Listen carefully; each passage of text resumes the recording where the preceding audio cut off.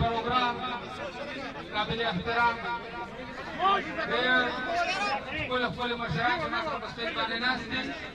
او زما مخې ته زما د کلي د علاقې ډېر د خپلو سپینږیرو مشرانو همدغو وروڼو مشرانو السلام علیکم. یقیني خبره دا ده چې دا کومه خوشحالي وینم کومه خندا ستاسو په لومړي باندې وینم دې پسې ګرځو خو د سیاسي خلکو بدقسمتي دا وي چې دوی ته هغه خوشحالي نه ملاوېږي چې څنګه تاسو ناست یې او تاسو ته ملاوېږي نو دا به الله فضل کړو یا به داسې کمزوري وي داسې ښکلې خوشحالۍ راځي او موږ به کې نصیب کېږي نه خو به هر حال دو دا کالي صاحب چې کوم تلاوت وکړو یقیني چې ډېر ښکلې اواز ډېر زبردست و چې د ټولو پړونو کې کېناستو الله دې دغسې زموږ کشران چې کوم دي وروڼه چې کوم دي الله دې عابدان قاریان عالمان جوړ کړي چې دغسې دا د دین بوزګلي دی چې د دین کار وکړي او ډېر ټیم هم نه علم خو چې راځم نو ما وایي چې دا ټورنمنټ ته زما وي مهمان خصوصي ما نه چې بهوي زما خو خپل کلی علاقه دی مهمان خصوصیان خو دا دې ما سره ناست وي انشاءالله چې دوی به تاسو ته مخامخ کېږي نو ما ته وایي چې بیا خو پي ټي آی والے دي دوی خو ګوره تا تېر الیکشن کې ووټ نه و درکړی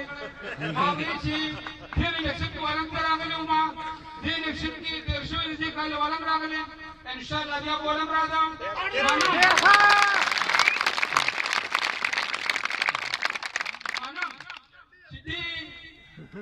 ما کې به څه کمي وي زما په پاټۍ کې به څه کمي وي نو ما له ووټ نه راکړي زما پاټۍ له ووټ نه ورکړي زه به انشاءالله چې بیا هم ځم یو دغه درته کومه متل یو تره او وارو په لاره باندې روان وو نو هغه وارو د تره نه تپوس وکړو چې دوه غویان په اړه وو چې تره دې کې به دا کوم غویي ګټي یو ډېر زیات زما په شان دی کمزوری وو یو ډېر زیات طاقتونو صرف وو هغه تره ورته ویل چې دې کې به چې زما غاړې ته کم کمزوري دی دې غویي به ګټي وارو ورته ویل چې کاکا ته خو ډېر پوهېږي نه صرف پابل دی هغه تره ورته ویل چې بچي ستا عمر لا کم دی خو دا زما غاړې ته چې کوم ټپ دی نو بهي زما حد دا جوړېږي پښتو مې دا جوړېږي چې زه د ټپ غویي باندې لاس کېږدم او چې څوک غټ ورپسې وي هغه دا دی چې پښتو باندې